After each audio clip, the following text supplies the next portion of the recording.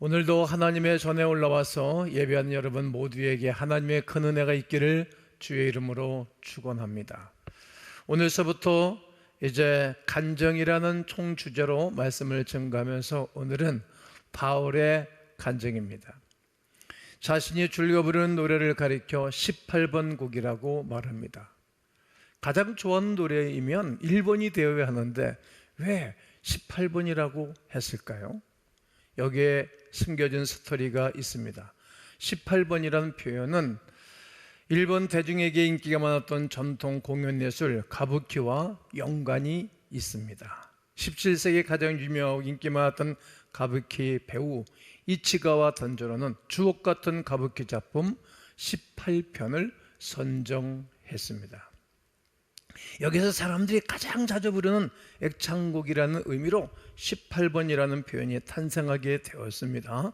이 표현이 일제강점기 때 우리나라에 들어와서 멀리 퍼지게 되었습니다.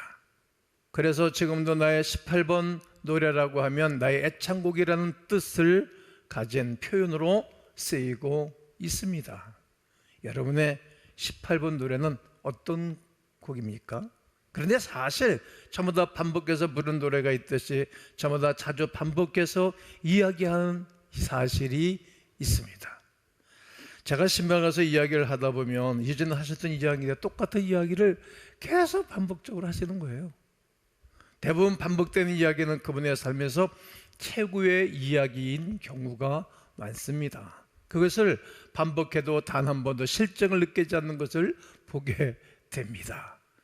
우리 인생 최고의 이야기는 하면 할수록 신이 날 뿐입니다. 여러분에게 만나는 사람마다 반복해서 들려주고 싶은 18번은 어떤 이야기입니까? 사도 바울에게는 만나는 사람마다 들려주고 싶은 18번 이야기가 있었습니다. 그가 바로 예수님을 만난 이야기입니다. 바울은 간 곳곳마다 자신이 어떻게 예수를 만나게 되었는지, 그로 인해 자기 삶이 어떻게 변화되었는지 많은 사람에게 이야기를 들려주고 싶었습니다.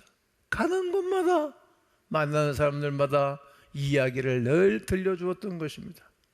바울과 같이 예수를 믿게 되는 모습, 예수를 믿게 된 계기, 예수님을 믿은 이후에 어떤 변화가 일어났는지 계속 이야기를 준호해 주었습니다.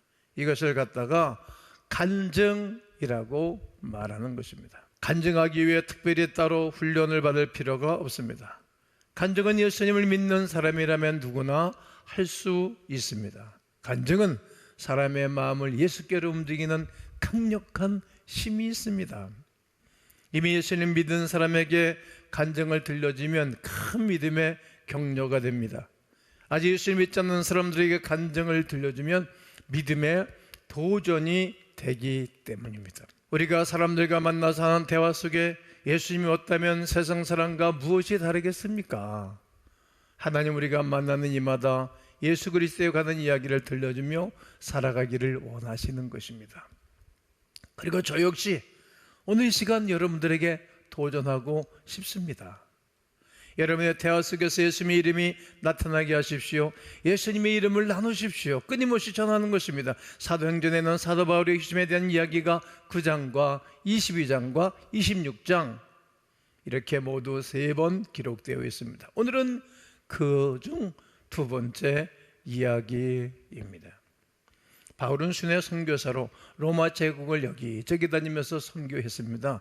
당시 팔레스타인 지역과 예루살렘에서는 바울에 대해 좋지 않은 소문이 퍼지고 있었습니다. 바울이 해외에 거주하는 유대인들에게 할례도 주지 않는다, 유대 사람의 풍습도 지키지 않는다, 모세를 배척해라 이렇게 가르친다는 잘못된 소식 때문입니다. 이러한 소식으로 율법의 열성적인 유대인들은 분노에 차서 바울을 죽이고자 했습니다. 사도 바울은 자신에 대한 여론이 매우 나쁘다는 사실을 알고도 다른 성도들의 만류에도 불구하고 복음을 전파하기 위하여 예루살렘행을 하게 됩니다. 그리고 바울은 결국 성전에서 유대인들에게 붙잡히게 되었습니다. 해외에 거주하는 유대인들에게 모세율법을 배척하라고 가르치고 다닌다는 바울이 붙잡혔다는 소식에 그를 죽이고자 수많은 유대인들이 몰려들었습니다. 유대인들은 거룩한 성전에서 바울을 죽일 수 없어 그를 성전 밖으로 끌어냈습니다.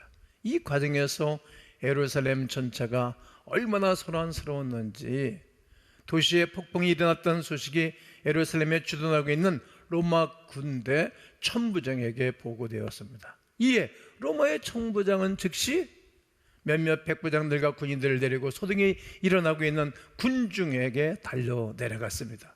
이미 화가 난 군중들은 바울을 붙잡아에게 폭행하고 있었지요. 그들은 바울을 죽이려는 마음으로 때리고 있었으니 아마도 바울의 몸에는 상처와 멍이 가득하고 온몸이 피투성이가 되었을 것입니다. 난동을 일으킨 사람들이 천부장과 군인들을 보자마자 바울을 때리던 것을 멈춥니다. 천부장은 이 모든 소동의 원흉으로 보이는 바울을 체포합니다. 그리고 이 군인들에게 바울을 쇠사슬 2개로 묶으라고 명령한 다음 군중에게 도대체 이 사람이 누구이며 또 어떤 일을 했기에 이렇게 소동을 피웠는지 물었습니다.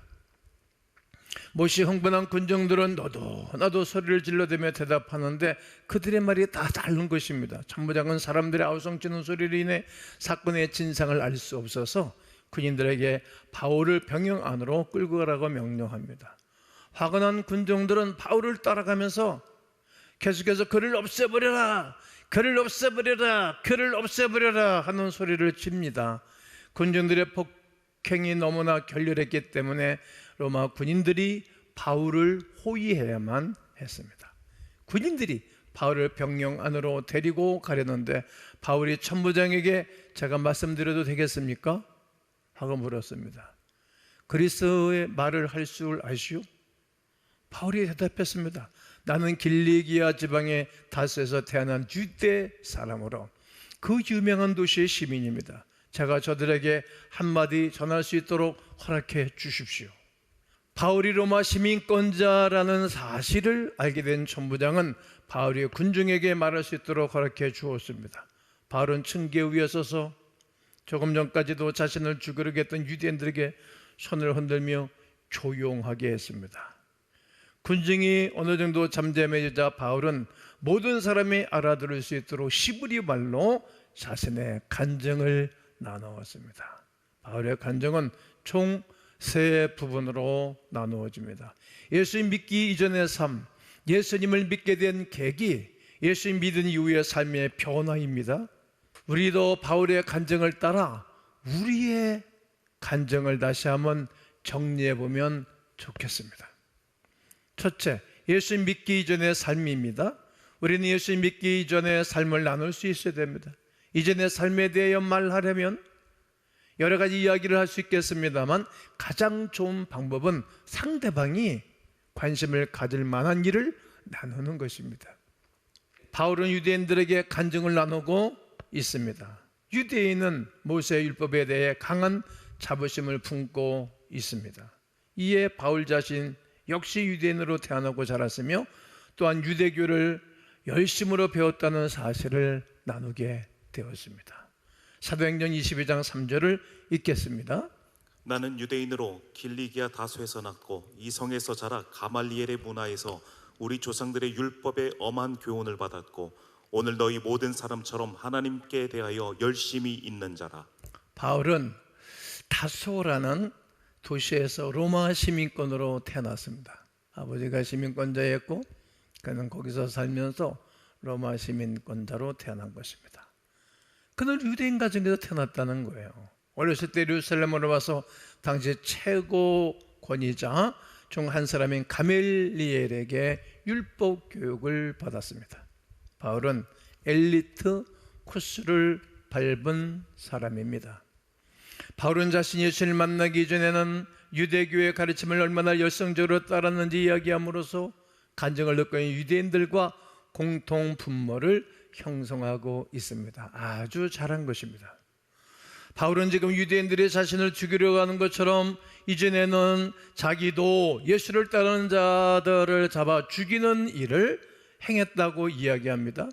오늘 본문 4절과 5절을 다시 한번 읽겠습니다. 내가 이 돌을 박해하여 사람을 죽이기까지 하고 남녀를 결박하여 옥에 넘겼노니 이에 대제사장과 모든 장로들이 내 증인이라. 또 내가 그들에게서 다메섹 형제들에게 가는 공문을 받아가지고 거기 있는 자들도 결박하여 예루살렘으로 끌어다가 형벌받게 하려고 가더니. 아멘. 유대교에서 자란 바울은 하나님을 향해 가진 열심이 있었습니다. 기독교를 핍박하고 심지어 죽이기까지 했습니다. 대제사장은 바울이 그리스도인을 잡아 예루살렘에 끌고 올 수 있도록 허락하는 편지까지 써 주었습니다. 이처럼 유대교의 제사장까지 바울을 신뢰할 정도로 바울은 유대교의 가르침을 열심히 따르고 믿었습니다. 바울은 간증을 통해 예수를 만나기 이전에 자신도 다른 유대교 사람들과 전혀 다를 바 없다는 사실을 이야기하고 있는 것입니다. 이처럼 우리가 사람들에게 예수를 믿게 된 모습을 명확하게 이야기해야 하는 이유가 무엇일까요? 믿지 않는 사람들은 그리스도인들을 보면서 저 사람들은 우리와 다르다라는 인식이 매우 큽니다. 따라서 우리가 예수 믿기 이전에 세상 사람들과 비슷하거나 똑같은 가치관과 삶의 방식으로 살아갔던 모습을 비춰줌으로써 저 사람들도 우리와 비슷하구나 하는 공감을 불러일으킬 수 있습니다. 따라서 우리가 이웃에게 간증을 나누며 예수님을 믿기 이전 삶에 대하여 이야기 나누는 것은 꼭 필요합니다. 사람 마음이 열려지기 때문입니다. 둘째는 예수님을 믿게 된 계기입니다. 우리가 어떠한 사건이나 계기를 통해서 예수님을 믿게 된 이야기를 나누는 것입니다. 휘심이점을 들려준 바울은 그가 다메섹에서 어떻게 예수님을 믿게 되었는지 들려주었습니다. 6절로 8절의 말씀을 읽겠습니다. 가는 중 다메섹에 가까이 갔을 때에 오정쯤 되어 호련히 하늘로부터 큰 빛이 나를 둘러 비치매 내가 땅에 엎드려져 들으니 소리 있어 이르되 사울아 사울아 네가 왜 나를 박해하느냐 하시거늘 내가 대답하되 주님 누구시니까 하니 이르시되 나는 네가 박해하는 나사렛 예수라 하시더라. 바울은 유대교에 열심히 있었던 사람입니다. 그날도 변함없이 기독교인들을 붙잡으러 다메섹으로 가는 중이었습니다. 근데 갑자기 하늘로부터 큰 빛이 임했던 것입니다. 바울은 그 빛을 받고 풀썩 떨어지고 쓰러졌습니다. 그리고 한 음성이 들려왔습니다. 사울아 사울아 네가 왜 나를 핍박하느냐. 바울이 음성의 주인공에게 물었습니다. 주여 당신은 누구시니까? 나는 네가 핍박하는 나사렛 예수다. 바울은 이를 통해 그날 그가 만난 분이 바로 얼마 전 유대인들이 십자가에 못 박히게 한 나사렛 예수인 것을 분명히 알게 되었습니다. 바울이 이야기를 들었을 때 그의 이야기를 듣고 했던 유대인들의 머릿속에 어떤 생각들이 스쳐 지나갔을까 생각해 보십시오. 그들은 바울의 간증을 통해 예수가 어떤 분인지 다시 한번 생각하게 되었습니다. 다메섹 도성에서 바울이 물었던 질문, 주여 당신은 누구십니까? 이렇게 똑같이 바울의 간증을 듣고 있었던 유대인들의 생각에도 이와 같은 질문이 스쳐 지나갈 수도 있었다 생각합니다. 물론 그 중에는 계속해서 바울을 어떻게 하면 죽일까 하는 사람들도 있었을 것입니다. 그 가운데는 바울의 간증을 듣고 도대체 예수가 누구신가 이 진리에 한 발자국 앞으로 나갔던 사람들도 있었을 것입니다. 간증의 두 번째 요소인 우리가 어떤 계기로 예수님을 믿게 되었는가 하는 이야기는 우리의 간증을 듣는 사람들로 하여금 예수가 어떤 분이신가 이렇게 그들이 생각하게 되는 것입니다. 또한 예수를 모르는 사람들에게 우리가 어떻게 예수를 만났는지 그 길을 보여줌으로써 그들도 우리와 같이 예수를 만날 수 있는 길과 방법을 제시해 주는 역할을 합니다. 따라서 그리스도인은 다른 사람에게 어떻게 예수를 믿을 수 있는 것인가 계기를 만들어 줄 수 있는 은혜의 시간을 갖게 되는 것입니다. 셋째는 예수님 믿은 이후 삶의 변화입니다. 우리는 예수를 믿은 후 삶에 나타난 변화에 관해 이야기해 줄 수 있어야 합니다.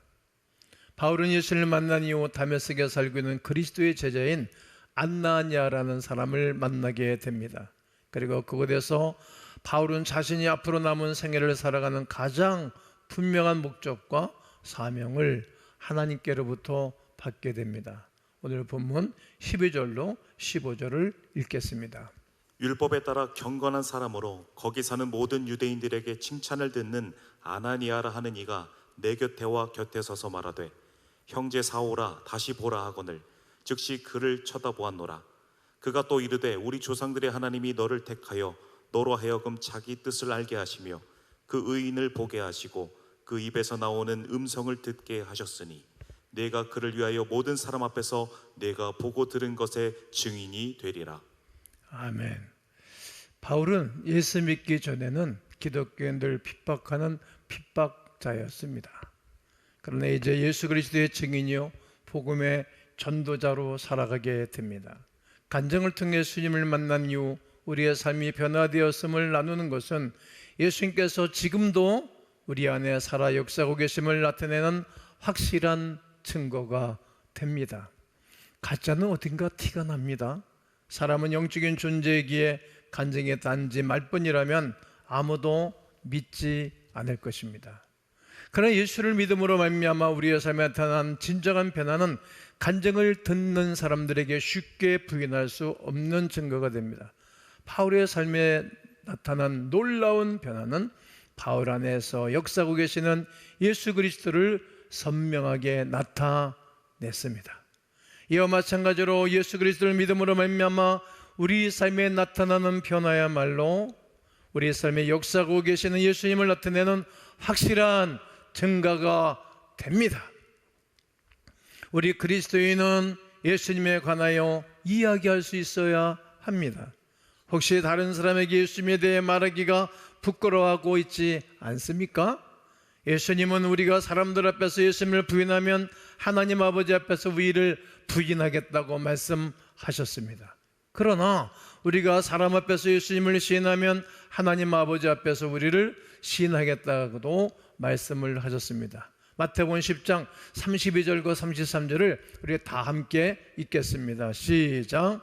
누구든지 사람 앞에서 나를 시인하면 나도 하늘에 계신 내 아버지 앞에서 그를 시인할 것이요 누구든지 사람 앞에서 나를 부인하면 나도 하늘에 계신 내 아버지 앞에서 그를 부인하리라. 아멘. 여러분, 우리가 믿고 있는 그 예수 그리스도는 사람들 앞에서 얼마든지 자랑하고 얼마든지 증거하고 얼마든지 말할 수 있는 자랑스러운 분입니다. 아니, 우리의 영원한 생명이고 기업이고 주님이시기 때문입니다. 예수님에 관해 이야기하는 것을 부끄러워하지 마십시오. 우리를 위하여 십자가에서 자신의 몸을 찍으시고 피를 흘리시고 죽으신 주님이신데 우리가 이 귀한 주님을 어찌 부끄러워하시겠습니까? 사랑하는 성도 여러분, 예수님 우리를 주의 증인으로 삼아 주셨습니다.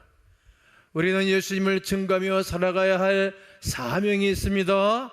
예수님 믿기 전의 삶, 예수를 믿게 된 계기, 예수를 믿은 이후의 삶의 변화를 사람들과 만나고 증거함으로 많은 분들이 예수 그리스도에게로 돌아오게 하는 위대한 복음을 증거하는 증거자들 다 되시기를 예수 그리스도의 이름으로 권면하고 축복합니다.